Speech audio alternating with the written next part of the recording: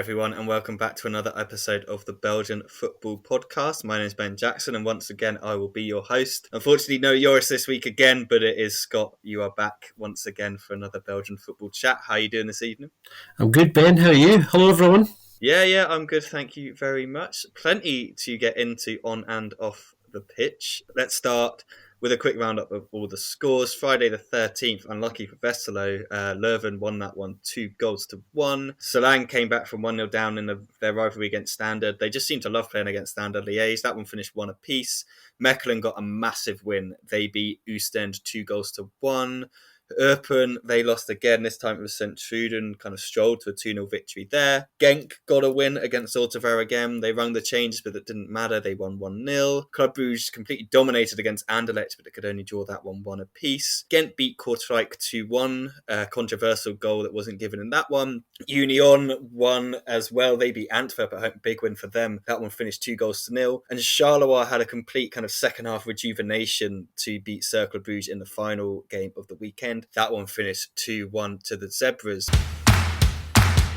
But let's go to that match on Friday the 13th. It was a Leuven side without Matthew Mertens. Obviously, he's injured at the moment, but it didn't actually matter too much for them. I thought in the first half they were poor, but second half they played a lot better. Sofian Kien started on the bench, but when he came on in the second half, they started to play. They started to look a lot more threatening, and it kind of paid off in that. I think it was in the 51st minute, Hamza Mendel with a really nice run down the left-hand side.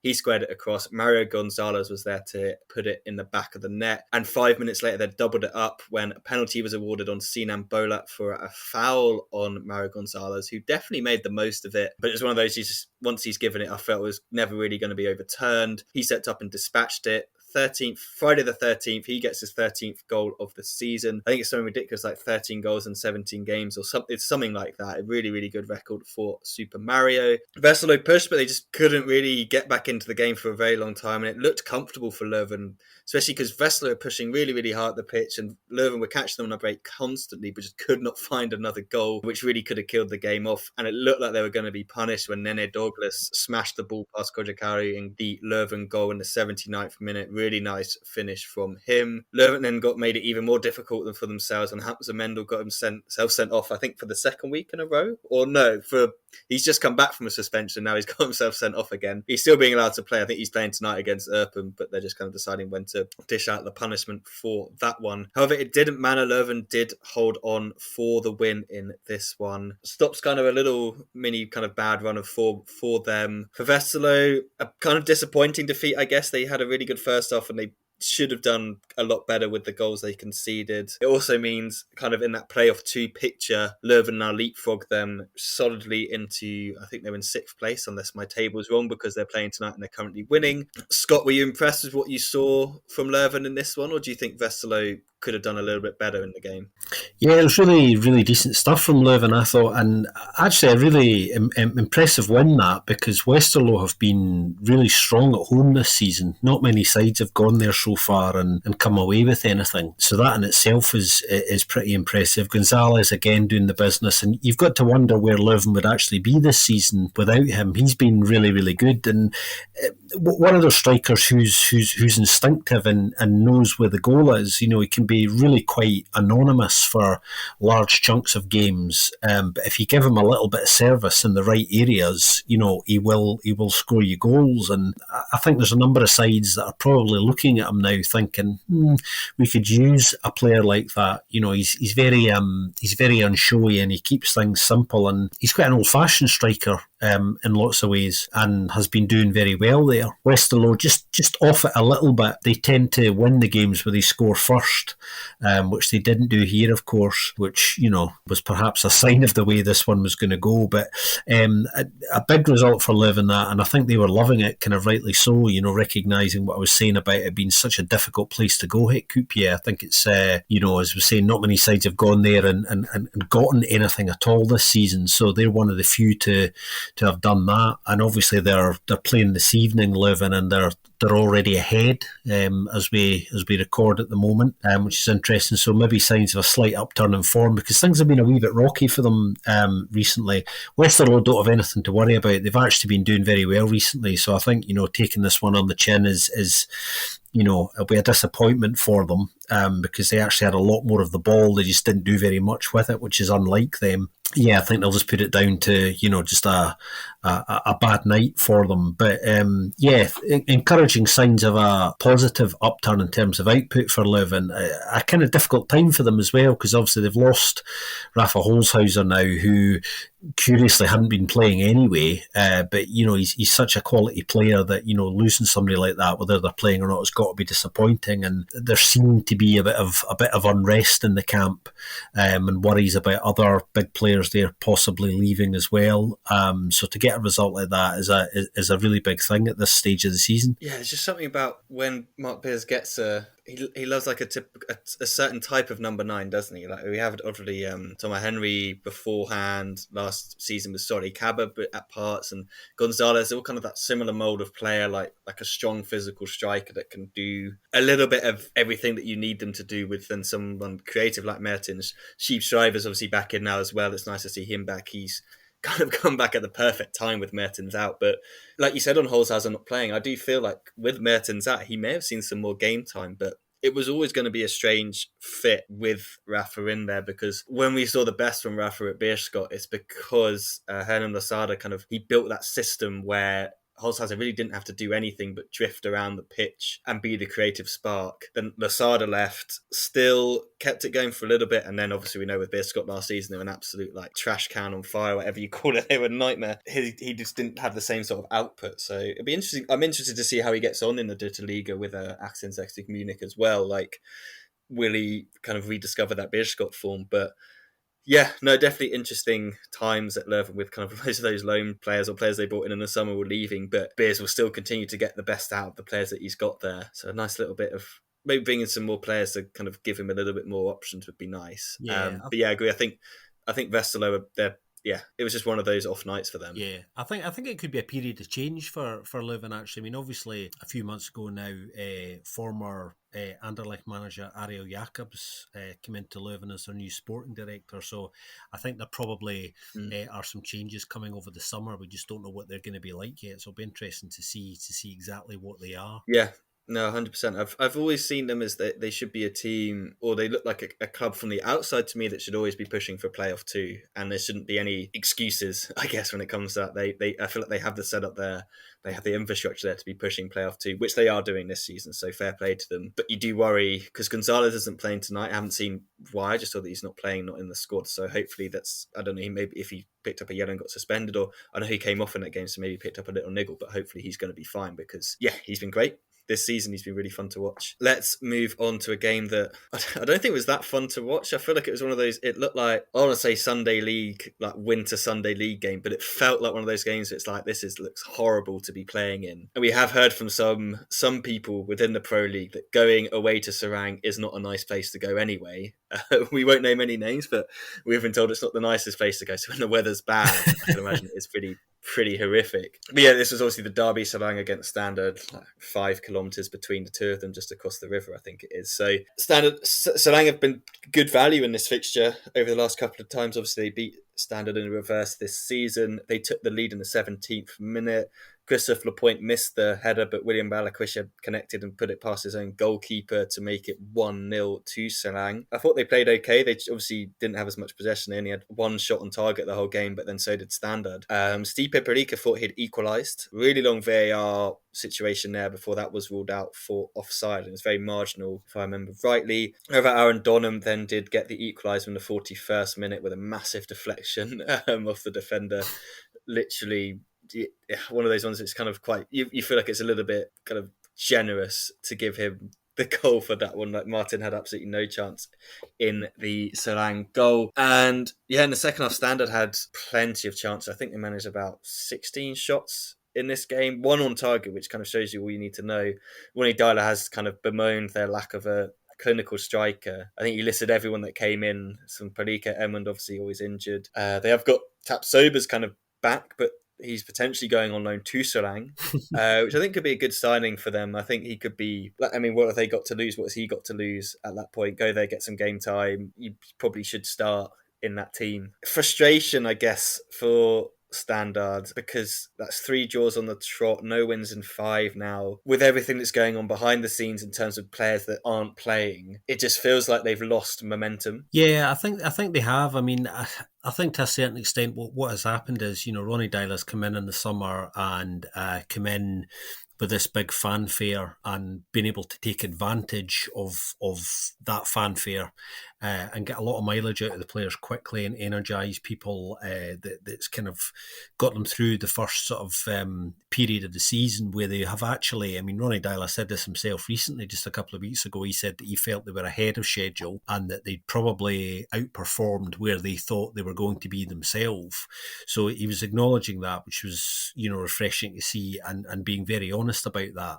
And I think what we've seen in recent weeks actually is what we thought we would probably see at the start of the season, and that is a side ultimately struggling a bit because of an overall lack of quality. But we've known that for a year or so, sort of 18 months now, that the situation kind of really hasn't changed. Obviously, Nicola Raskan, won't return to the side now and will, if Standard get their way, leave during this window.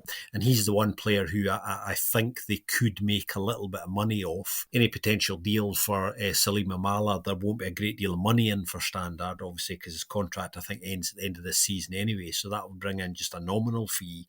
But neither of those two players who have a lot of quality are going to return to the side. So I think there was always going to come a point where they would kind of hit the buffers a little bit and slightly struggle their way through games. But I think this is where, again, what Ronnie was saying the other week about, look, they just have to dig deep and find some character and stick together and try and dig out points that, as I was saying recently, that they probably don't deserve to get in some games, like when they went to the Gemilco recently and got a point when they get absolutely battered that night. So they just have to kind of find ways of injecting some quality into the squad, which is obviously what Fergal Harkin's doing very hard in the background at the moment. And it's a difficult one because obviously they're trying to lower the wage bill at the same time as well. So, they've been very honest in saying, look, we need to still get some more players out before we can create a little bit of wiggle room for us to kind of do anything. So there's a little bit of, well, I say a little bit, there's actually a big bit of give and take kind of required, and it's going to take time. But when you look at the bigger picture, I think Ronnie's right. I think they are ahead of schedule. I mean, they're not a million miles off pushing for a playoff one spot. I don't think they're going to reach it in the end because I think they will drop too many points, but they are ahead of schedule. They are outperforming where they would want to be. So the bigger picture, actually, when you look at it and analyse it a little bit, is reasonably positive, all things considered. I think Sarang is bizarrely can be a difficult place to go, as well as a miserable place, as you kind of alluded to recently as well. And just on them for a minute, their home form is absolutely shocking. It's amongst the worst in the league. They really do perform better, quite a bit better away from home. They don't respond playing well at home at all for whatever reason. Maybe they just don't enjoy it, whatever.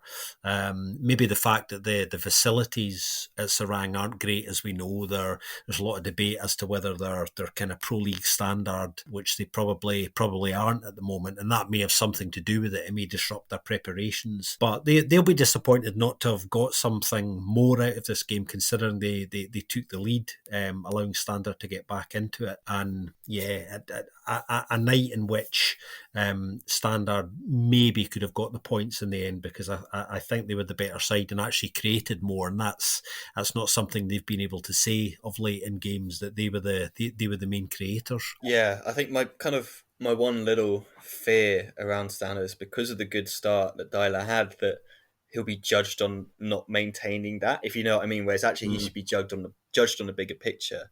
And I know that, I think it was in Het Newsblad or one of those papers came out and was like, people kind of realizing actually 777 don't have as much money as people first thought, which is interesting because obviously we know there was skepticism from Standard fans around the takeover and kind of what was being promised. They were kind of like, is this too good to be true?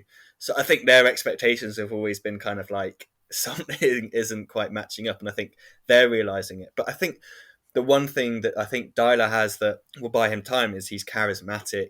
He's connecting with the fan base there, which should give him the chance to be like, he's also a realist in the sense that he's, like you said, he says they're ahead of schedule. He knows what he's working with and he sees the kind of long-term picture. So my kind of fear is that he doesn't get to see that out, because I feel like, give him the time, I feel like he's shown already with a limited squad what he can do. Also, when you add a little bit more quality, what he can do. So, yeah, completely agree with you on that. And then on Solang, obviously, as well in this game, like Lapointe should have been sent off. Like, I don't know how he got away with that. It was ridiculous. I think even he, as well, like, I quite like Lapointe in kind of the interviews I've seen him give and stuff like that. He's quite kind of like, he realizes he's a 37-year-old man who's somehow been dragged back into the pro league from the second tier out of nowhere at the twilight of his career. So he's kind of like, he understands that, and I think he probably realizes as well he should have been sent off. But they're giving themselves a chance, and that's all they can do at this moment in time. That's 2 unbeaten. Like you said, they're rubbish at home, so it's one of those weird situations where normally the pundits are always like,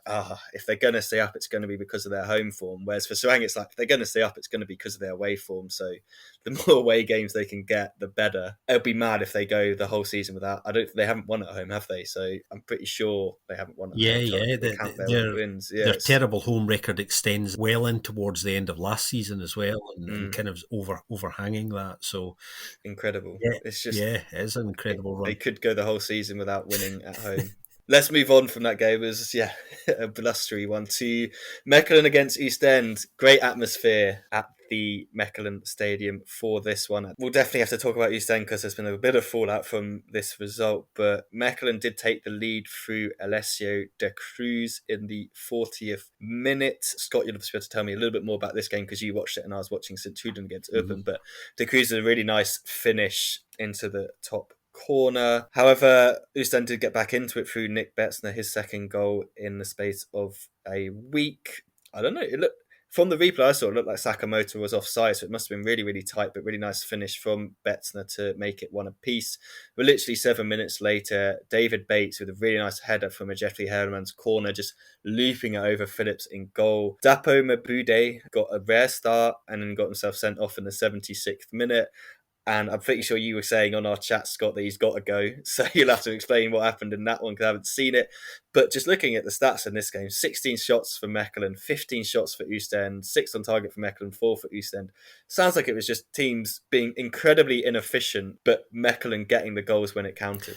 Yeah, it was a pretty open game, actually. I mean, I'm not sure how Mechelen didn't go in 2 or 3 goals up in the first half. You know, when you look at the chances, some of the chances they missed were, I mean, when I was watching the game, I was thinking to myself, you just cannot miss opportunities like that at this level, you know, and really expect to get too much out of games, you know, some criminally sort of under-efficient finishing. Ostend were pretty poor in the first half, I thought. You know, as I was saying, they were unlucky really not to go in, quite a few goals down, really poor.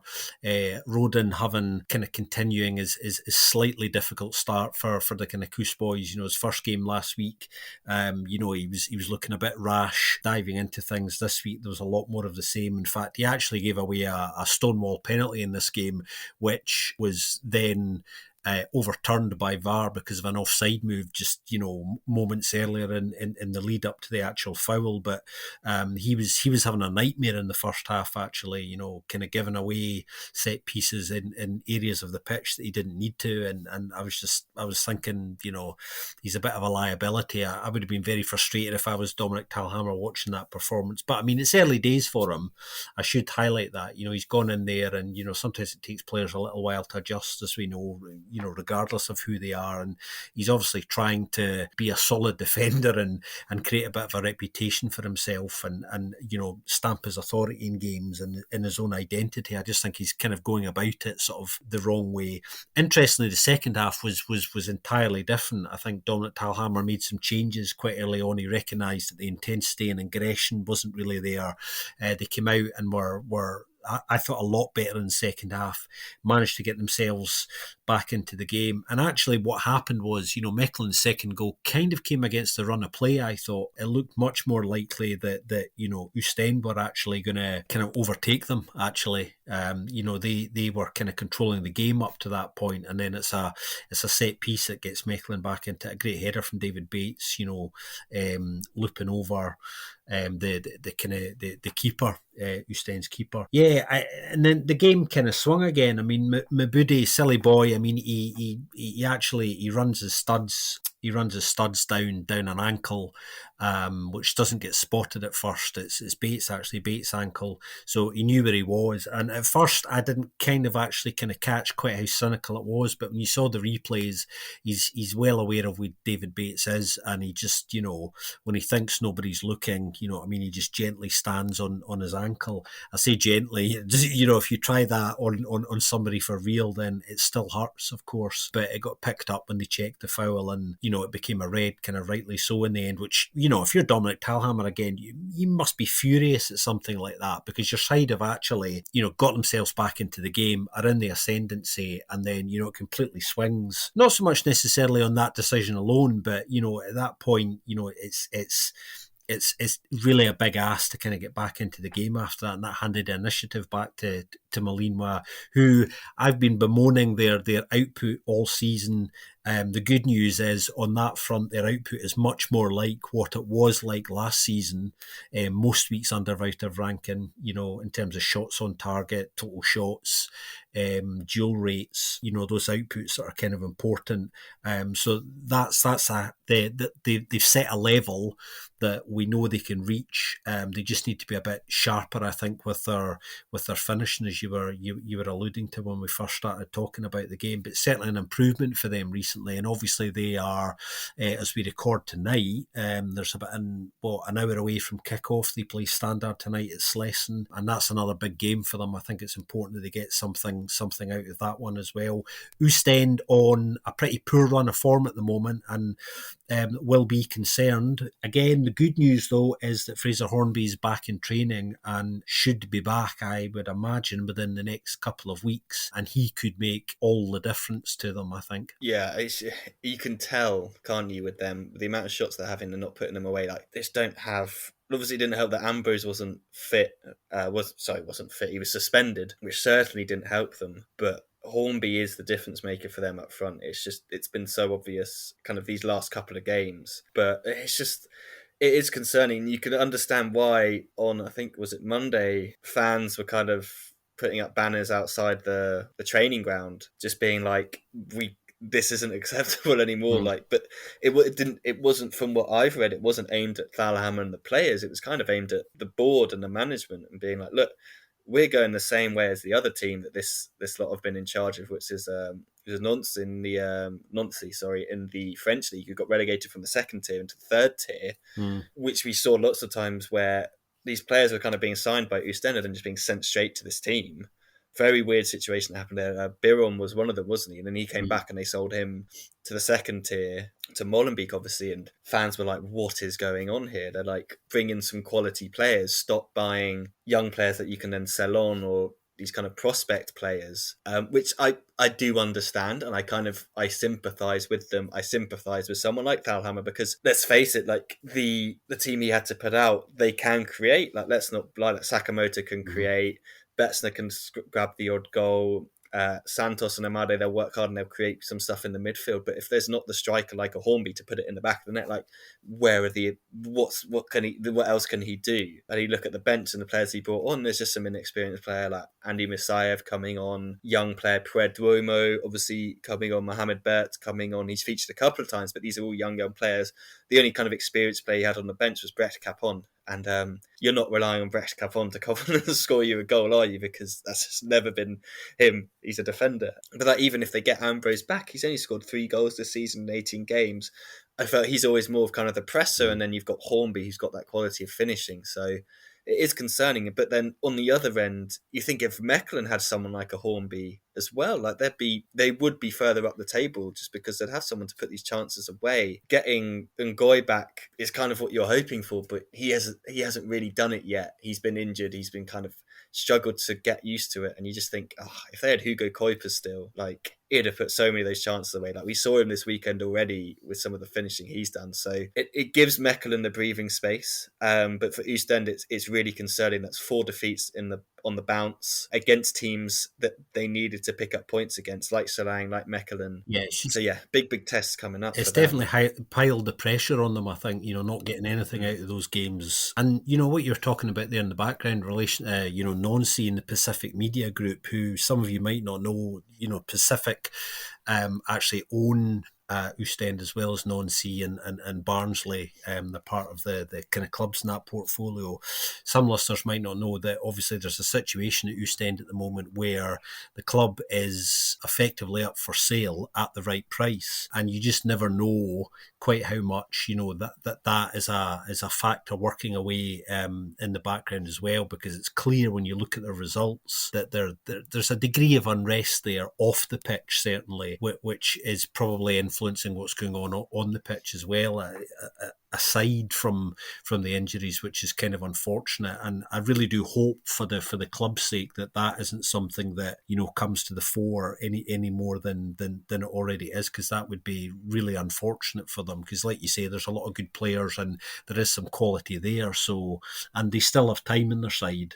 Results over the last couple of weeks have made things a lot more interesting at the bottom than they even were before the World Cup break. Certainly, yeah, they've definitely got time, that you said, to turn it around. And yeah, you just look at some of those players on the injured list, like Diapino and McGeehan are two players that do make a difference for them, and Hornby. You get those guys back. Defensively, yeah, you just know Rodden was kind of signed as the experienced defender, so he's got to come off, basically, as in not as in come off the pitch, as in his signing's got to bear some fruit, because it is a young defensive model but that's what they've been using. Obviously, they had Tiato and Hendry, and these guys were quality, but the new guys just aren't of that same quality at the moment. So yeah, concerns for them. Let's go to St. Truden against Eupen. Eupen obviously playing this evening. They're currently 1-0 down. They've had a couple of chances.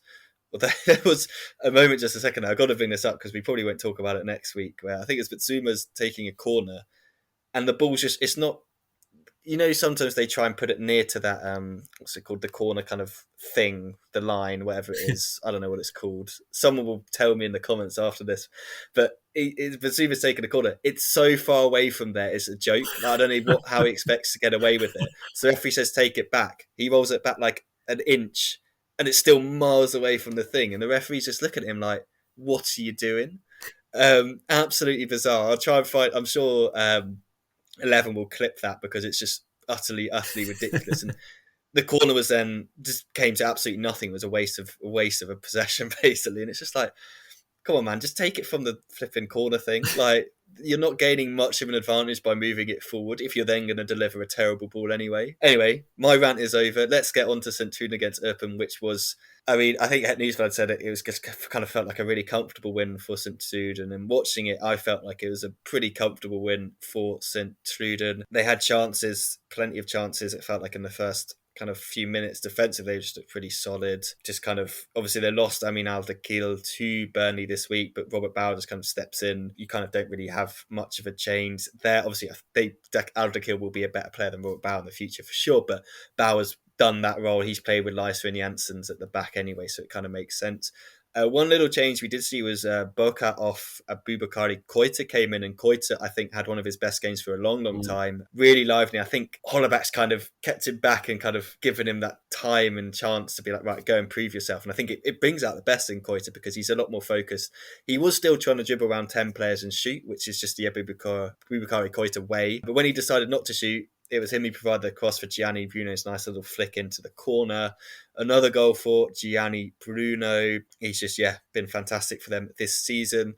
They then made it 2-0. Jason Davidson with an own goal from a corner, I think it was, in the end. And that's pretty much how this one finished. It finished 2-0 to St. Truden. They are hot on the heels of those playoff 2 teams now, just a point behind Standard, level on points with Westerlo in that race for playoff 2. For Eupen, another defeat on the bounce. Obviously, the week before it was against Charleroi, I believe it was, wasn't it? Yeah, against Charleroi, now against St. Truden. It's not going to be season defining, but I am a little bit concerned about I have a little bit of a theory that they're probably frustrated or concerned that Smel Prevalak's only scored 2 goals this season, but that means no one in January is really going to come and try and buy him.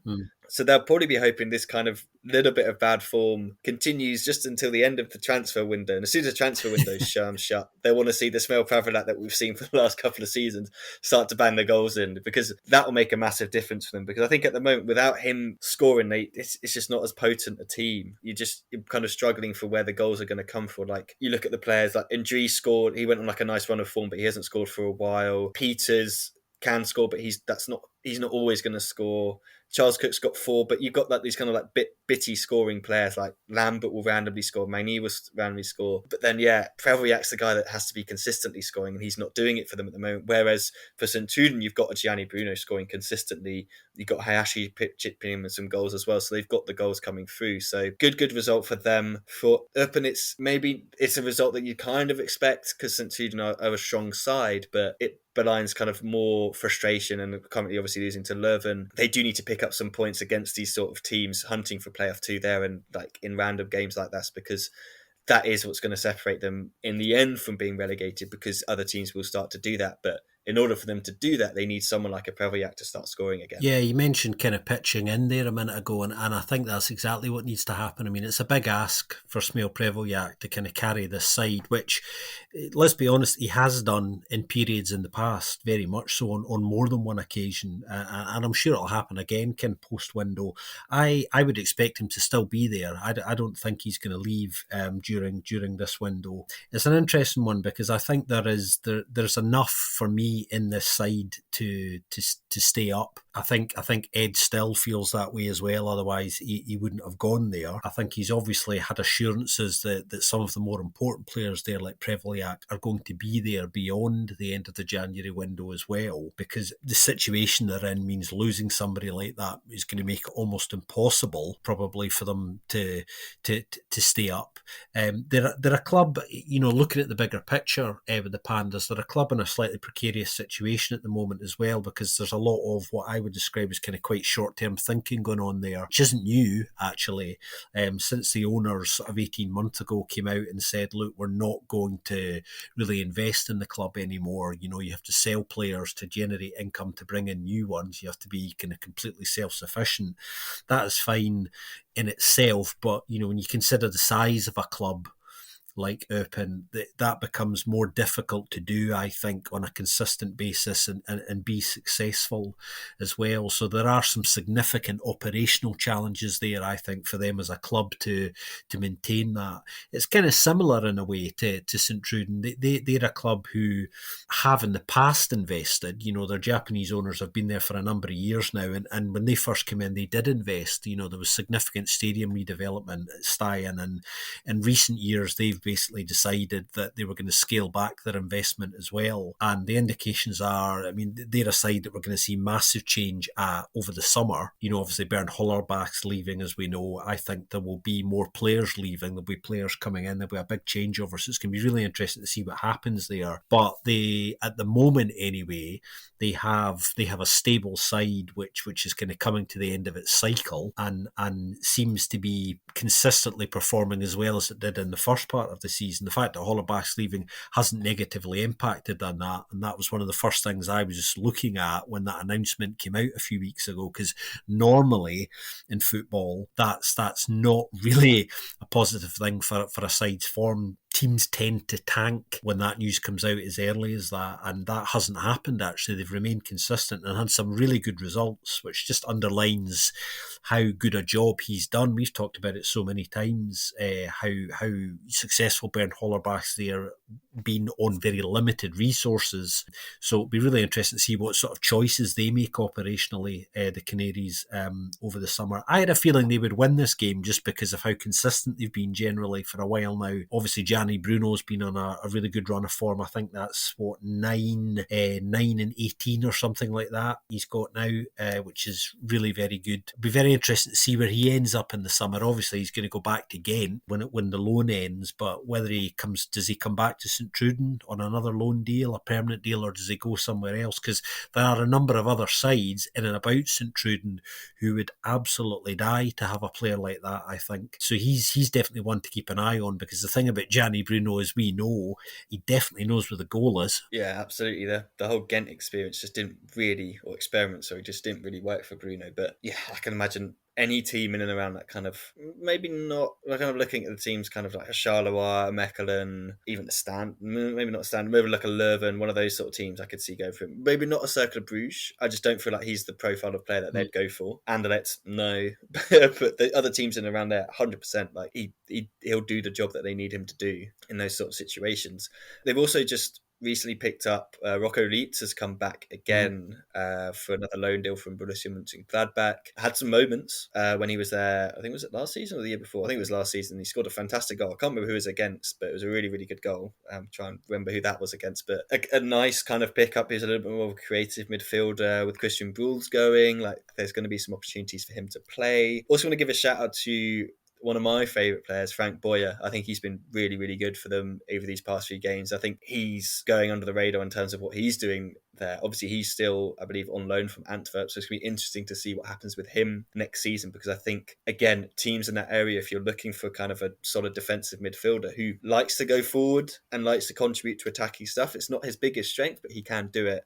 He's definitely an interesting one to look at. And then, yeah, on Hollerbach, I'm also interested to see where he ends up Mm. next season. I think I could see some Bundesliga 2 teams looking at him and thinking there's a quality manager there who doesn't need massive amounts of resources to put in kind of to build a solid team. And if he does that, I can see someone like a Tony Leisner going with him. I feel like there's going to be a connection there where he'll bring Tony Leisner in, because I think they work well together. Obviously, he gave Leisner the captaincy when he joined. So yeah, I'd like to see him move to like a Bundesliga Spy team. Not sure about Bundesliga top, but I could see him in a Bundesliga Spy kind of area, kind of as a manager. I think he'd be quite good. But I don't know if he hasn't obviously said where he's going. But yeah, it is interesting that they haven't dropped off, because remember when Yves van der Haag was announced as leaving Kortrijk that time, and it was just like they just completely and utterly disintegrated as a side. So yeah, fair play to St. Truden. They are still performing for the club, for the fans and everything like that, which I think they should be commended for, even though, yeah, they are getting paid and it is their job. I think it's worth mentioning as well,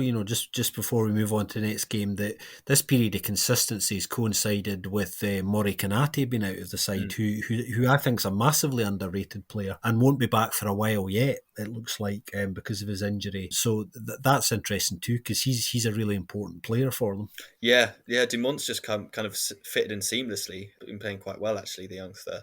Though he looks a lot older than he actually is. But it'd be interesting to see if they've signed Reach to take that position from him, or if it just gives them a little bit more tactical flexibility, I guess, with kind of the attacking play, the kind of that kind of in behind the strikers player that usually it's Okazaki. It's kind of Okazaki and Kagawa, and they're quite old and probably more injury prone. Although Okazaki, actually, to be fair to him, is pretty consistently fit at the moment, which is great at his kind of at the age that he is. It isn't normally a thing, but having someone like a Reitz as like a younger option there. Yeah, though they lose players, but they plug in the gaps with what they've got in the squad at the moment. It's just how long can that be kind of maintained, I guess. We'll see what happens in the summer. Speaking of kind of plugging gaps, Genk went into their game against Waregem and decided to bring a couple of changes, which made sense. Preciado came in for Munoz, who was suspended. No surprise there. Munoz being suspended seems like something that should happen a lot more often than it does. Onoachi was rested. Samata came in. El Canus was rested. Castro came in. Pensa was injured, was suspended. So Urasaw got his first start for the team, and he definitely made that one count. I didn't see this game fully, but I've seen that goal. A lovely crossfield ball. I can't remember who it was from. Finds him, great first touch, just cuts inside, beats a couple of players, and absolutely smashes it in to the back of the net. Absolutely no chance for Sami Bossert in the Zulte Waregem goal. Only losing 1-0 though, Zulte Waregem, which I know obviously Genk made the changes and they didn't have the kind of the players that normally would be expected to be out there, but probably reading it too much into it, we're going to probably bang on about this and people are probably going to get bored of this, but it is a kind of a sign of a change of mentality there. They even had more possession in Genk in this game, and it just can't be a coincidence that these players they brought in have changed that mentality. And I think they were kind of an example. These Ostend fans were saying, they were like, look at Zulte Waregem. They've gone out and got players in that have changed the trajectory of the club potentially. Obviously, they could still go down even with Vormer and Christian Bruls in the side. But now they're getting Vossen back. They're getting some players back. They've only conceded 1 goal to Genk, whereas like usually they'd get absolutely pummeled by sides with good attacking players like that. So not a moral victory, I guess, for Zulte Waregem, because I'm sure if you said that to someone like a Ruud Vormer, he'd be like, there's no moral victories. But it's just good signs for them, whereas for Genk, good signs that they can rotate, still get a win against a side that on paper you're looking at this thinking Genk should actually absolutely steamroll them, but Zulte Waregem are improving. Genk recently lost to Kortrijk, who are improving. So all in all, not a good result for Zoltavara again, but a positive kind of performance. Whereas for Genk, just keep winning with the results that happened elsewhere, a good result. Yeah, I think, on Zolta, what you're talking about there is very interesting because it was only, 3 or 4 weeks ago, really, Mbaile was asked, obviously, about the Ruud Vormer situation before the signing got over the line. And in trying to dispel it, he was actually talking about the fact that Zolta had only had round about 40% possession on average, which is one of the lowest of all the sides in the league. It might even be the lowest apart from maybe Sarang, certainly, one of the lowest. And he was talking about how he didn't think Ruud Vormer was a player who would necessarily suit a side who had so little of the ball because of his natural style and how he likes to orchestrate things in different ways. But it's really interesting because I went away and deliberately had a look at some of the kind of baseline output numbers for them since Vormer and Brules have come in, and their possession in the 2 or 3 games since they've come in is round about the 60% mark, just over in a couple of cases, which is a significant improvement. I mean, obviously, having more of the ball doesn't necessarily guarantee you points, but what it means is you've got the confidence to be on the ball and to do things with it. So I think those two personalities are squeezing more work out of other players on that side. They're encouraging them and they're getting better results out of them. Their duel numbers in terms of their output, successful duels is up as well. Their overall shot count is up, which is quite a big increase there. So there are some important indicators that are all positive in their favour. And like you say, it's not a coincidence that it's because since these two players have come in, and it just kind of underlines how important players who are, and this is a footballing cliche, of course, but natural leaders, what an influence they can have on the players around them in terms of motivating them. It was interesting this week as well, hearing some of the Zolta squad talking about the influence that Ruud Vormer's had and how positive he's been at basically putting his arm around some of the players. Nicholas Roman's been a good example and encouraging him to take more set pieces. And there was a moment in the game actually where he actually deferred to Nicholas Romans and said, "Look, I want you to take this. Go on, you take it." And it's good to see those things actually. So it's no coincidence that that there has been a turn for the better in the output side of things for them since these players have come in. They obviously need to continue that now and hope that converts itself into points. But they've got themselves into a situation where they're right in the mix again. And despite the fact they're on a really difficult run of fixtures at the moment, the performances are improving. So if they can see their way through this difficult run of fixtures and maybe pick up some points, then they would look at picking up maximum points in some of the games that you might now expect them to kind of possibly get something out of us. It's actually going to be really interesting. I got asked recently on social media, funnily enough, after Vormer signed, somebody got in touch with me and said, "This is really quite exciting." Presumably it was a Zolta fan, I don't know, it wasn't clear, and asked, has that changed how I feel about Zolta? And my initial response was probably not. But having seen the output change, then that makes me think there is potentially light at the end of the tunnel if they keep doing what they're doing. Genk, on the other hand, obviously, no surprise that they won this game. Really decent performance all round. A little bit of rotation, I suppose, from Rankin, which is understandable because it was Zolta, I suspect, managing to get it over the line, which didn't really surprise me, albeit narrowly. But there was a lot less in this game than you might imagine, and Genk weren't able to dominate it as much as they have been dominating a lot of games this season, partially because Zolta tried to stifle them in the midfield as well, which for large chunks of the game was actually quite successful, I thought. So as I was saying last week, positive signs for Zolta, they kind of continue for me, and I'm going to kind of try and watch them a lot more closely over the next few weeks to see if this trend kind of continues, because the early signs are really interesting. Something to watch out for Genk, obviously, we know Etel Haj is pretty close. We might see that being official later this week. The medical has been set and there's been movement on that. So this time next week, when we're all together reviewing the action, we might be able to chat about a player who we know is one of the most exciting ones in Belgium, and who, if this comes to pass, which it looks like it's gonna, is a deal which for me makes a lot of sense, because he's going to play regularly, I think, at Genk, and he's going to play under a coach who I think should suit him.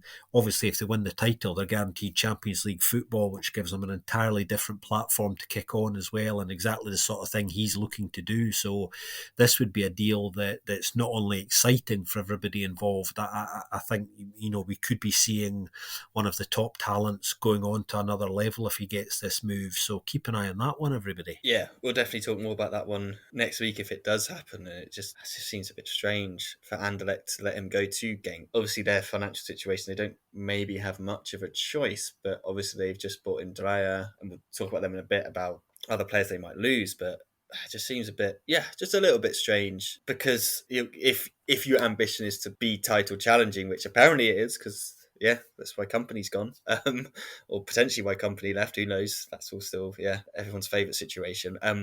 Why are you selling hot young talent to a potential title rival in the future? I mean, for Genk, it's a no-brainer, in my opinion. I know it'd be interesting once Joris is back to get his kind of opinion on it as a Genk fan, but from kind of a neutral perspective, I like it as a deal for Genk. But nothing more to add to what you said there, Scott. So let's talk about Ruud Vormer's former club, easy to say. He came on at I think it was either half time or beginning of the game. He came on, like, they kind of thanked him for his time there and stuff like that, which was really nice to see. And I think he definitely deserves it after all that he achieved there. But I listened to Scott Parker's post-match on this one, and he was just like, you could tell he was just like, how do we not flip and win this game? And he was just like, he was moaning about basically saying how he just didn't understand why they stopped trying to score goals after they went ahead. He was like, we could have scored so many more. They finished the game with, I think it was an expected goals of 2.48. Anderlecht finished with 0.18, which is just not Anderlecht, in my opinion. Not for a game of this magnitude as well. Like, you just think historically, two of the biggest clubs in Belgium, you want to see them both going at it. But the club really should have won this game. Yaremchuk started, and I feel like it's really hard to criticize him at the moment, and I guess, like, people could say, well, there's lots of players in a similar situation in terms of their country is in a conflict situation at the moment, and everyone deals with it in different ways. But you do wonder whether that is something that he is dealing with at the moment, and it is affecting his football, which is fair enough. We're all human at the end of the day, and I'm sure there's other players whose countries are currently involved in conflicts and stuff like that who experience the same sort of thing. Some of them maybe see the football as a distraction and they perform better because it takes them away from that situation. But maybe for him, it is affecting him, and that it feels bad to criticize someone in that situation. But he is struggling, and it doesn't help that he costs him a lot of money. He started obviously because Jutgla was injured, but he actually managed to get on the bench in this one. Clinton Mata was back. Silla obviously suspended because of his red card. Boyata was back, but he obviously didn't start. But I think, what was it, 16 shots for club in this one, 6 of which were on target. They really, really should have scored more than they did. They finally broke the deadlock in the 68th minute. Buchanan with a great run, he squares it. Nielsen just has to tap it in, which he does. And at that point, Scott Parker said he wanted them to go on and show some killer instinct. He said the mentality was just all wrong. They just switched to trying to hold the lead, and he didn't really understand why they did that. And he kind of wants to instill in them that this isn't how they're going to play. Like, it's like, if you take the lead, you keep going, which I think a lot of Club Brugge fans will be happy to hear. That's what they want, isn't it, Scott? That's what they've been talking about this whole season. That's what they were getting frustrated with about Hoofkins, was they felt that they'd go ahead and then they'd sit back. But it's like, we have the quality and the players in our team that we should go on and dominate games. And it come back to bite them, which is how it's come back to bite them all season. Absolute freak goal, deflected, came off Brandon Mekele, past Simon Mignolet, and nothing much, I guess, not much. He'd kind of almost got a hand to it, but it was one of those ones he didn't expect it to happen. So Anderlecht kind of snatched a draw, which Brian Ream was obviously really happy about. But it's now come out that it looks like Fabio Silva, when he's not in the squad this week, so it looks like his head's been turned and he's going to go somewhere else, which I was saying to you before we recorded, and I'd be interested to hear what Anderlecht fans think. But while he is their top scorer with 7 goals this season, he is important to them. Like, if this was Anderlecht last season, I don't think he even starts over the likes of Xerxes and Kwame. I think they were better players than him. But this season, it's more of a blow given the situation they're in. And while I don't think they're going to get relegated, I think they do need to bring in someone that's going to score the goals. Like, whether the new man that they brought in from Michelin, Anders Deyer, is that guy. Like, he can play up front or out wide. He has scored, 8 goals in 15 starts for Michelin this season, so he could be the answer. But then After that, you're looking at Stoikens, you're looking at Benito Raman to kind of come in and score goals. Nilson Angelo, maybe he could start playing some up front, but you're kind of, it's pretty thin. Lucas Stassen as well. It's a messy situation at the moment. And I do kind of feel for Rima because I think you've said the same, Scott, because what I've heard from him, I like how he talks, I like how his view on football I quite like. And I feel like he is going to be what they kind of need, especially for the young players. I feel like he wants to take players to the next level. That's kind of what he's been speaking about. He speaks about getting these young players, developing them on and off the pitch. And I like that. I think that's a great approach. And I think it works with Anderlecht because they have so many good young players that want to be developed. But at the moment, I just don't think he's got the tools at his disposal to kind of get them into kind of European contention, which is, it should be where they're at because this team is good enough to be there. It's just not performing at the moment. Yeah, it's an interesting one. I mean, obviously, there's been a lot of there's been another surge in sort of off-field politics at Anderlecht recently that have been generating a lot of unrest. You know, those following the situation closely will know about the situation with Jean Kindermans, who's basically been in charge of the Nearpede Academy for forever and was a big player in the whole Purple Talents kind of program that's so famous at Nearpede and obviously was responsible for producing players like Yuri Tielemans and Romelu Lukaku, and obviously that appears to have been addressed now, and he will be staying at the club. I think, you know, getting back to the on-field matters, I think again, Brian Reimer said something really interesting over the last week. You know, I was listening to him to talk, and he was talking about when he first went to Brentford to join Thomas Franks there, and he said that the first 12 games there, I think they only won 2 of them, and everybody at Brentford connected to the club were starting to kind of get quite impatient and jittery about things kind of not working. And the message at that time was, look, just calm down a little bit, give it a little bit longer, give it a little bit of time. And come sort of 15, 17 games in, they started to see this quite significant lift, which hasn't really left them. You know what I mean? That was a kind of takeoff point for them. And I think what Brian Reimer was actually saying is, look, you know, you need a minimum of 12 to 15 games with any side often to kind of bed your ideas in both tactically and on a personal level. And I've seen a lot of really positive, encouraging signs in the few games that he's had since he came in, even if that hasn't converted into points to them, to suggest that the indications are there's a lot of positive responses to this coming already.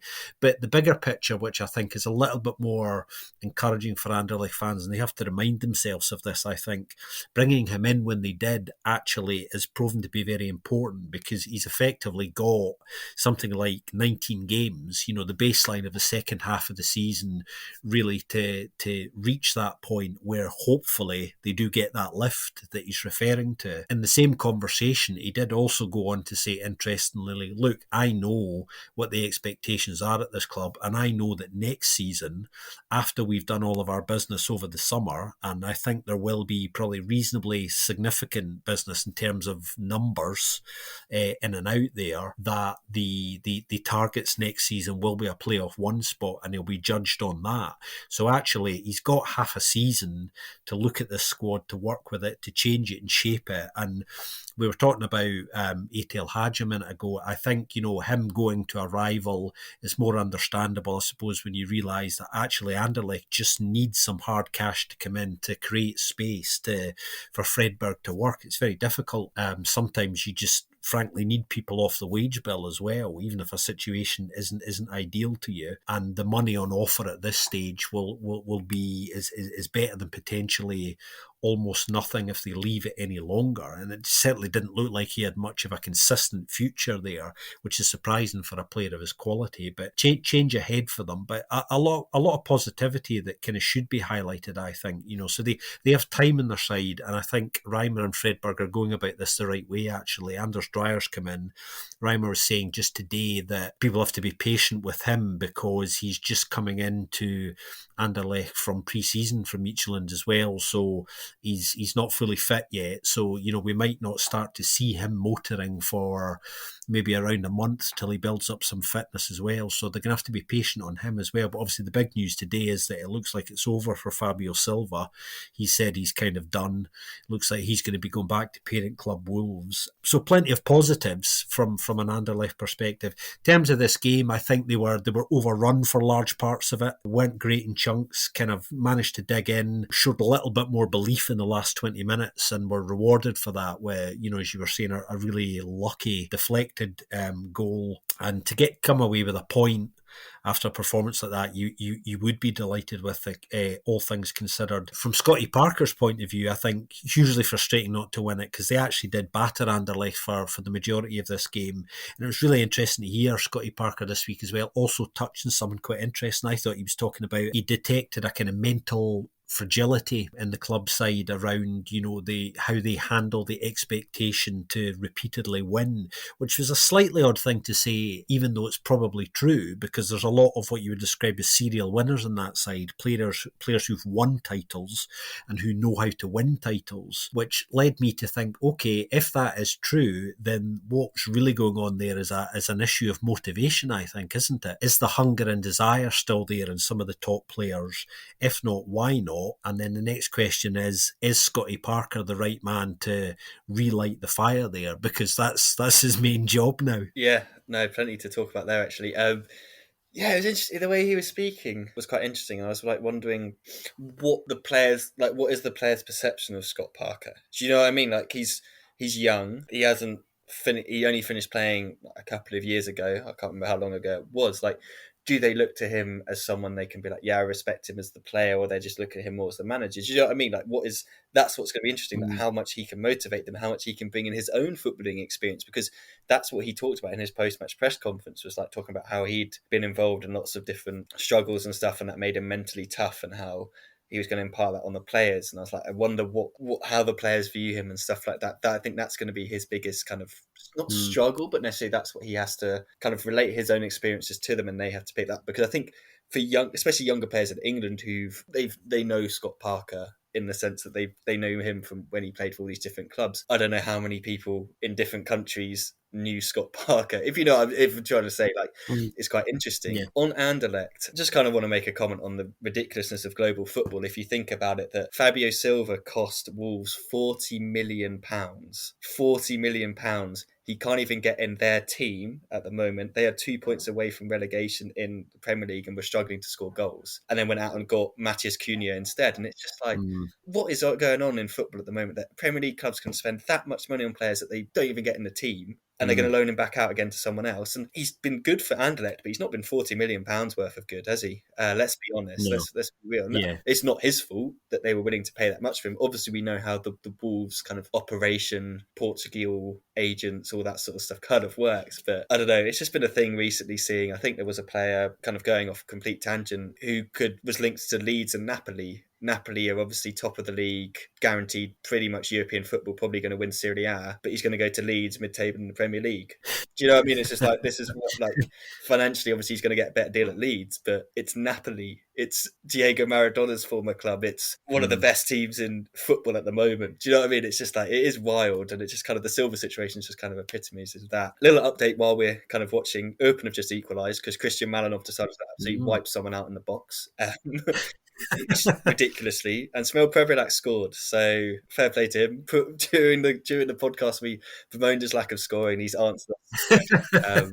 So congratulations to them. 7 minutes amount of time, because VAR took an absolute age. I think for the entire time we've spoken about Bruges Anderlecht, they've been deciding whether it was a penalty or not. So yeah, if you keep track, that's what's happened. But let's move on. That was, a frustrating game for Scott Parker, but I feel like there's some signs there that I quite liked. And with Anderlecht, we've spoken about Rima. Obviously, let's quickly move on to Ghent against Kortrijk. VAR was involved in this one for sure, but Hugo Kuipers, it was who got the first goal. Really lovely pass through, actually, from Vadis Orgija, who went off injured again. It's really frustrating. He just can't catch a break.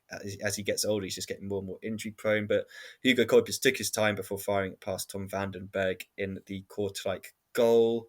It looked like Kortrijk got an equaliser through Watanabe, but it was, I don't know if you saw that situation on the weekend with it was kind of like they kind of compared it, I think it was 11 compared it to the kind of Rashford Bruno Fernandes situation, where was Rashford interfering with play when Bruno Fernandes scored against City? Arguably yes, but he didn't touch the ball. So maybe that's where they went with that, but Yeah. it looked like it was. But in this one, kind of similar situation this time from a set piece. Was it Watanabe who scored? I can't remember whoever. I think it was Watanabe who scored. I think it Yeah. was a Yeah. really, really good finish as well. But they ruled that someone had been interfering with play beforehand, which I didn't think it was. Van Heisenbroek said he thought it was a really legitimate goal. So some positivity from him, but maybe also a chance for him to moan at the referees still. But even though his side won, maybe I don't know, some therapeuticness for him to kind of still have a get the refs. But it was ruled off, and then yeah, kind of stayed at 1-0. Again, were okay. They were solid. Obviously, Bruno Godot was in because Jordan Torun League is injured. Hans Olsen's obviously gone to Mainz. So it looks like they brought in Patronovsky. I can't remember his actual name, from Salzburg, the Polish international defender, to kind of fill that gap. But that one, Hugo Kuipers scored again. I think it was De Potler with a really nice through ball to him. And the finish on this was just absolutely sublime. Outside of the foot, just cool, calm, and I think when he put that in, I was just like, I wish we'd seen some Tisu Dali Kuipers this season, because I'd love to have seen how that partnership would have evolved and if it would have worked. So that put 2-0, but Kortrijk did get back into it. Massimo Bruno in the 74th minute with a really nice finish to make it 2-1. Interesting, Avenatti was dropped for this game. I don't know if it was fitness or anything like that, but he did come on. Dion Deneuve came on as well. I haven't seen him for a while. He did a really nice assist actually for that Massimo Bruno goal. They couldn't get back into it fully, so Ghent pick up another win. And that means they're now just a point behind Club Bruges in that race, almost kind of race for fourth spot at the moment. And we've been kind of speaking about Club as looking up, but now they probably should be looking down because they're 17 points away from leaders Genk. Good win for Ghent in terms of getting the 3 points, not the best performance. And I guess for Kortrijk, a bit like Zulte Waregem, good performance, just didn't get the result they probably could have deserved in a sense of a point. Yeah, I mean, I think the one of my big takeaways from this weekend actually was this result, in the sense that, you know, there is now a really interesting race for that fourth spot, the fourth playoff one spot. I mean, obviously there's a long way to go yet, but, you know, only 1 point in it at the moment. And Ghent they've been a bit ropey recently, you know, and I say that, you know, kind of with reserved politeness. You know, there've been some quite shocking performances in terms of, you know, their energy and their application and just their approach to the game, some of their recent fixtures. So in some ways that's a big win, an important one that kind of steadies things for them a little bit. Obviously there's been some faces going out recently. Big Hein was talking about, you know, defensively his options have narrowed, and, you know, they've brought in the Polish defender that you were talking about from Salzburg, who's been, you know, a lot of people have expressed some surprise about, who'd been performing reasonably well there, I gather, without knowing too much about him. Samuel Cardenas, who's the head scout at Ghent, was talking today, actually, when that was made official, about how they'd actually been watching him for quite a while and just not been in a position to make a move. And obviously with Hans Olsen leaving, then they've had to do something. So the situation there has kind of changed. So it'll be interesting to see if he can kind of slot right in there and, yeah, just kind of keep them solid and comfortable. So it's a big win. I just feel that's a big win for Ghent. Kortrijk shouldn't be too disappointed. I mean, their situation in a way is similar to Zulte, in that when you look at their numbers, there's been quite a positive uplift since Bernd Stork came in. So Kortrijk and Zulte have gone from being sides who looked like they were completely gone, to be honest, before the World Cup, have now, through recent results, got themselves right into the mix and look like sides who are able to compete in games. And they gave a good account of themselves, I thought, Kortrijk.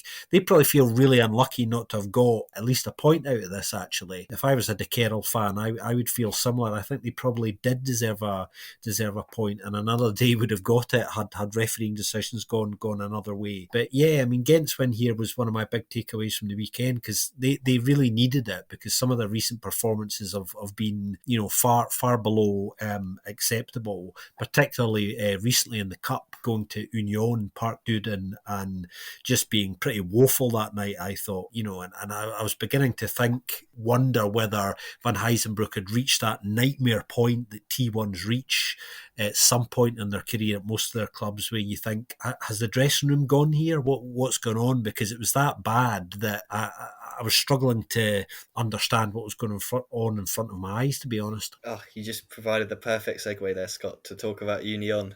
Wonderful. Yeah, let's talk about this Union Antwerp game. Another great atmosphere, obviously in the park. at the Stade Joseph Malien.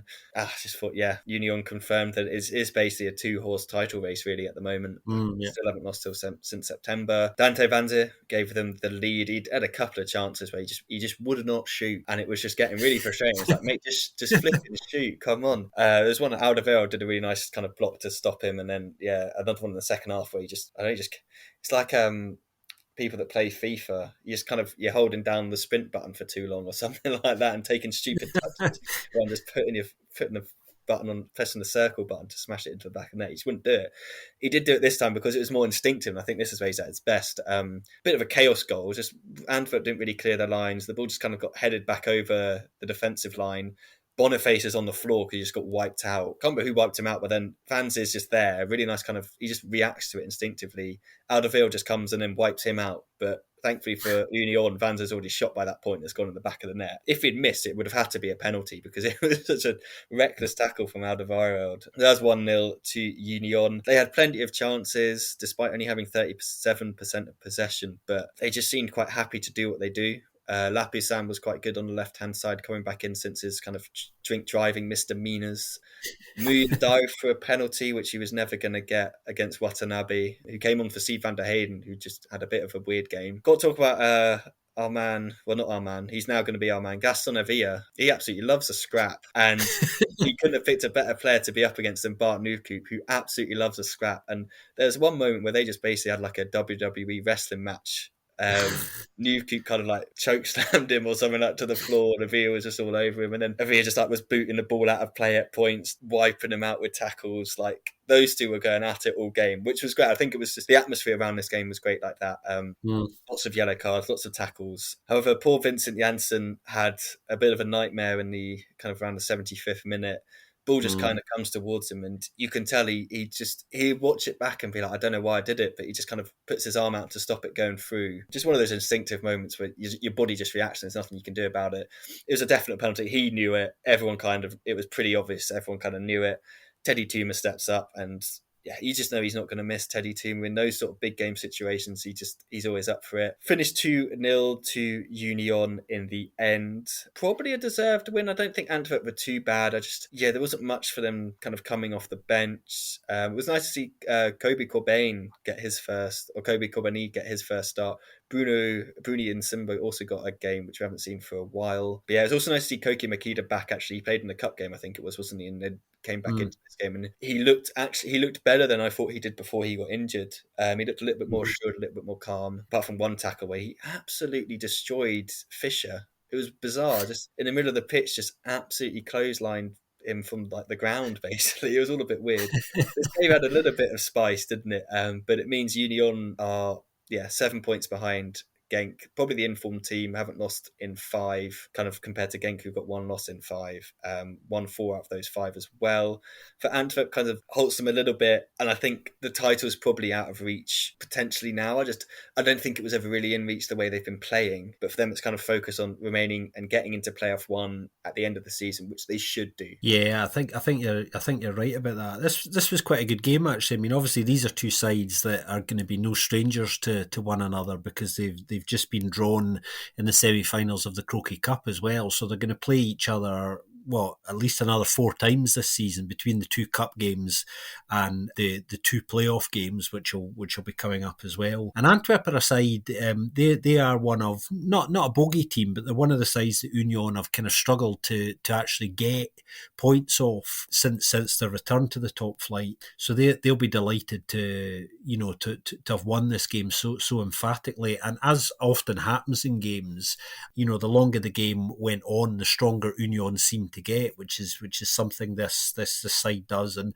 ultimately their offensive output is what won this game for them, really. You know what I mean? Their desire to kind of keep going. That they're probably going to create more. It's just whether they take their chances, which more often than not they do. And they're on a run of form at the moment. And it feels like we're talking about this every week, actually. Constantly updating it, as we should, because it is remarkable. It's their best run of form since 1959, and they're surpassing things that they even did last season, and definitely definitely a two-horse race at the moment. And I think if the gap stays at that 7 point stage, or is even narrower than that, come the playoff split, then we're going to have a really exciting playoff, I think. Obviously, they don't meet each other again for a little while, Genk and Union, so that's not on the horizon kind of quite yet. But I think the two ties against one another, I think, are going to be much like last season with Union's double headers in the playoff against Club, going to be extremely important. But by far and away, the two best sides offensively, Genk and Union, and obviously Genk at top, virtue of having a better defence than Union. Speaking of which, big shout out to Rossi Sykes this weekend, actually taking Big Christian Burgess's place. I thought he was really good. I thought Booty had 3 or 4 top quality saves off headers from him. So I think he really responded brilliantly to that opportunity, because he's not had many opportunities of late being behind Big Christian. But I thought he played really well, and it looks like all of that competition in the squad is working well for them. Karol Giret's talking this week about how he wants as many big games as possible and is relishing the fact that Union are still competing, obviously, for the title. They're still in Europe and in the semi-finals of the Cup, and he's just kind of loving games coming thick and fast at all levels, and the players obviously are as well, because they're consistent and responding very, very well to that. So it's all looking good for them at the moment, and just they remain as good to watch as ever. Yeah, no, I'm glad you gave Ross Sykes some shout out. I've been impressed. Yeah, I've been impressed with him when he's played, and it's just crazy, isn't it? This guy was playing Accrington Stanley and Southport were his 2 clubs before he came over. It's just that spotting of talent that they've done so well. And if he'd scored again, his efficiency in front of goal must be one of the best in the league. If he'd grabbed a third, I think he's had 5 shots on target, 2 of which have been goals, and two really good goals, both of them inside the box. So maybe if he'd had the chances on his feet instead of his head, it'd have been a little bit better. But yeah, no, he played well.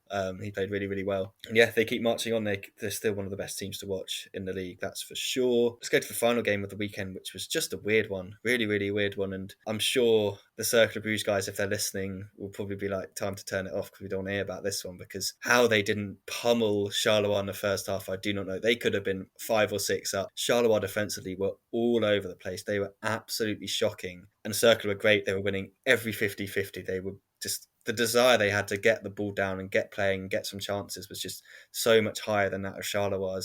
Charles Van Hout did give them the lead in the 27th minute.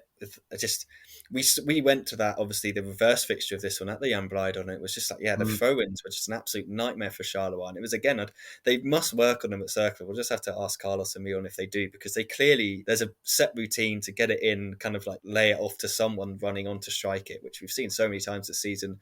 Charles Van Hout was the one that put it away this time, and they just really needed to get that second or third goal, which they definitely deserved. I thought they were really, really good. I thought Charleroi were really poor. They then managed to nick a goal, Isaac and Benza, just before half-time, and that's the turning point in this game, because the Charleroi of the second half were completely different. They came out and they just started to dominate the game. I haven't got the possession stats from the first half, but I can imagine they're very different from what the game finished as. I think it finished 59% for Charleroi, 41% for Cercle, and kind of the comeback was complete in the second half with a set piece.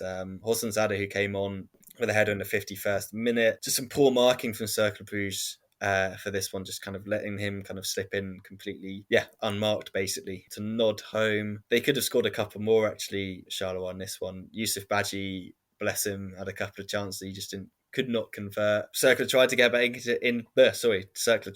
into it, chuck some players on to try and make a difference, just switching everything up, but just could not kind of regain the kind of levels that they were playing with in the first half, which I just feel like if Charleroi hadn't scored just before half time, I feel like Cercle would have gone in with more confidence. They'd have been able to kind of maybe change a couple of things to come out in the second half and be better, but Charleroi were just better in the second half. So it was a classic game of two halves. Big win for Charleroi in the grand scheme of the table. It pushes them up a little bit. They're now kind of remarkably only 5 points off playoff 2. Rather than looking behind, they can start to look up a little bit. 8 points off the bottom 3. Only 1 point behind Cercle, which is kind of wild when you think about it, because we've just imagined these teams are so far apart in terms of where they are, in terms of their trajectory for the season. So it's been a frustrating kind of return from the kind of the World Cup winter break for Cercle of Bruges, because going into it they were one of the form teams, and now they've kind of stuttered a little bit. But there were certainly signs in that first half that they have the level. They just need to be consistent with it across the game and be a little bit more efficient again. Yeah, I mean, they started really hard and fast, didn't they? And were kind of battering Charleroi in those early stages, managed to get themselves in front, as you were saying, and it looked like there was only really kind of one horse at the race, to be honest. Yeah, it's a good example of how competitive, again, this league is. We talk about this a lot, that think things can flip very, very easily, particularly if you let your chances go and don't capitalise when you're on top. Cercle have actually been playing, I've seen quite a lot of them since the World Cup break, and I think they've been playing on the whole pretty well. I think the output's still there. I think just results haven't gone their way, obviously, and maybe it's just it's just one of those things. A couple of defeats now, obviously losing to Westerlo last weekend, losing this one narrowly as well, but not too much for them to worry about. Obviously, they had the huge positive news, which I think is a big story. Obviously, Ugo Sike returning to the Pro League, signing for Cercle on a 6-month loan until the end of the season with the option of a further season. Brilliant bit of business for Cercle. We know what a good player he is, and I think he will kind of do well there, and actually longer term as well. I think this is a very positive thing for the national team, for the Red Devils, because obviously there's going to be a new T1 coming in there over the next month or so, and I suspect he's going to be looking to play regularly, of course, and really kind of push for a place, under the new T1, because he's an exciting young player who is worth keeping an eye on in terms of the future of Belgian football, both at a club and a national level. So it's nice to see him back in Belgium, through not being able to do very well in the Bundesliga, which is unfortunate. So welcome back to the Pro League, Ugo, and a fantastic bit of business from Cercle's point of view. In terms of Charleroi, Felice Mazu will be feeling a little bit better. A couple of wins on the bounce now. The big issue surrounding them on an ongoing basis is the same one, and it's that search for a new striker who knows where the goal is. Obviously, they've expressed interest in Michael Frey, who, curiously, I think would be quite a good fit potentially for this side in terms of how they play their game. It's just a question, I suppose, of the financials and whether Michael Frey sees his future at a club like Charleroi. Leuven have expressed interest in him as well. It'll be very interesting to see where he ends up, because I don't expect him to come back into the Antwerp side. But yeah, I mean, this game is one of those which absolutely underlines, what a crazy competitive league the Pro League is, and let's have more games like this. Yeah, definitely. I don't think Frey's going to go there, but he definitely would fit, because we've seen the last two strikers that they've had that have done well have been absolute units. In Shamar Nicholson and Bayo. So just stick another unit like Frey in there and you're probably going to do quite well. I don't know if you saw, Scott. We'll wrap this up quite quickly in a bit with a quick look at the Challenger, but there's been report, I think it was in Het Nieuwsblad again, where they're saying that they've been really disappointed with the candidates that have applied for the national team job. And they're hoping that someone else might apply. And I was like, blimey, who has applied? I know Pirlo's applied and Thierry Henry's applied, but it's like, I'm trying to think of an example, but it is like, yeah, when you see a job application goes up, it comes down and then they go for it again, because they're like, actually, we didn't get what we actually wanted from this one. Yeah, which is always quite, yeah. I did find just a few days ago, obviously, Hervé Renard, who did very well at the World Cup with Saudi Arabia, who's quite active on his own social media, within hours of certain news outlets running the rumour that he had applied for the post, he came out and said, these stories that I've submitted my CV are categorically untrue. And I love seeing these things on social media, because it's so rare for coaches in a position like that actually to come out and confirm or deny something, because obviously even if something isn't true, it can still be positive for your career to be associated with something. So for it to come out straight away and go, no, this is nonsense, there's been no emails exchanged, I thought was rather refreshing. It'll be interesting to see what happens there, actually, because I think this might be one of those where obviously there's a little committee made up of Pierre Locht at Standard and Bart Verhaeg at Club and some other figures who are recommending a shortlist to the Belgian FA, and then they're going to take that forward for interviews. I think there's still a lot of room in here for the Belgian FA to approach a candidate that perhaps hasn't applied, as well. So it's going to be interesting to see what happens. Today there was some news that it seems that Frankie Verkouteren, no stranger at all, I don't need to introduce him to everybody, Belgian football legend in his own right, he appears to be a kind of front-running candidate at the moment for the technical director's position, and appears to be interested in talking to the FA about it as well. So we know that the FA want to appoint that position first. So if that's at a serious conversation stage at the moment, then there could be some news in that quite quickly. And then after that, you would imagine that they hope to appoint the T1, I think, by the end of January. I think that was the plan, but that's looking a little bit ambitious now. It might be February before we get some serious movement. Yeah, absolutely. It is going to be interesting to see. I do find it quite funny with the Hervé Renard stuff, because it's like this man won AFCON with Zambia, won AFCON with Cote d'Ivoire, but he beats Argentina with Saudi Arabia, and suddenly everyone's like, yes, we want this guy. It's like, what about all the other times? Like, this guy's been an incredibly good international manager for years, but because he beat Argentina, he's now like legitimate, if you know what I mean. Like, yeah. I'm sure he was late, but and I know he was pretty rubbish at club football, but international management, Hervé Renard, he puts on that lucky white shirt and he's just, he's a different beast altogether, that man. But that was, I did see that he came out and was like, absolutely not. I've not applied, because I'm sure they probably couldn't afford him. The amount of money Saudis are probably paying him. It'd be quite a nice pay package, I can imagine. Scott, we did have one game in the Challenger, so before we go, do you want to tell us about that? Because it was a bit of a mental one. Yeah, well, as we were saying last week, obviously the Challenger Pro League is still on its winter break. The fixtures resume across the board actually this weekend, the weekend of the 20th, reaching that crucial stage. We're only 3 or 4 games away now from the playoff split there, so it's getting very intense. We did have one game a couple of days ago, as you were saying there, Denza managing to beat Beerschot 3-2, and that was actually a postponed game that they were catching up on. And I was saying last week, keep an eye on Denza, everybody, because they have a last minute charge on to try and get into playoff one, and can they get enough points over the next 3 or 4 games to do that? So keep an eye on that. But they were 2-0 up going into the last 20 minutes of this game, conceded twice, looked like they'd blown the 3 points, and then managed to score an injury time winner to keep their playoff one hopes alive. So kind of that was quite exciting. So there's not obviously been a lot of challenger action. It's back across the board, as I was saying, this coming weekend.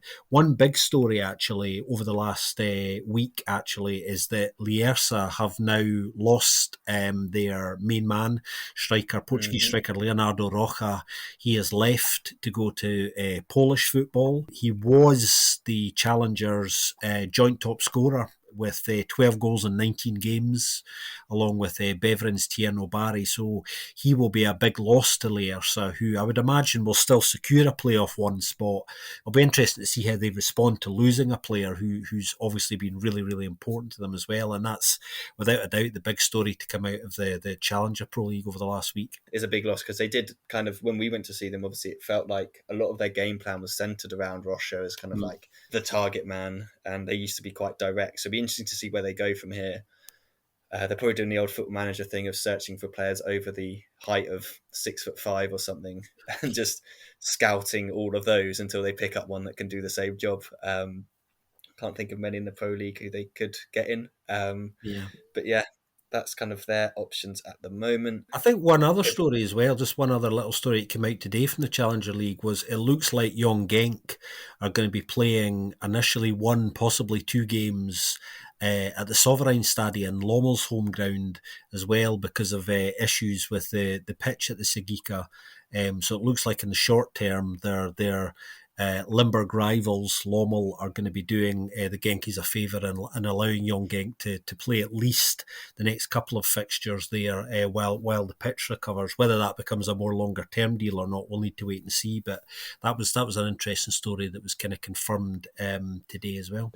Yeah, nice of Lommel to let them do that. We obviously had Leuven let in, or I don't know if they let, but presuming they let Union play at them for the Champions League. So it's nice to see a bit of camaraderie between the Belgian clubs helping each other out. That's probably it for this one. It's a pretty long one, so good luck to Joris with the editing for this one. But we hope that you've obviously enjoyed listening to us. as always, Scott, it's been a pleasure to chat with you this evening. Absolutely, yeah. Enjoy the midweek fixtures, everybody. We've obviously got a full round of Pro League fixtures over the next few days before we even get to next week's action, so plenty coming up. Yes, absolutely. Next week we'll obviously go through the weekend's actions. We'll touch a little bit on the midweek stuff just in case something did happen. And yeah, we'll touch on any of the other big news as well. But as usual, if you like what we do and you've enjoyed listening to us, please do leave us a review on your podcast app of choice.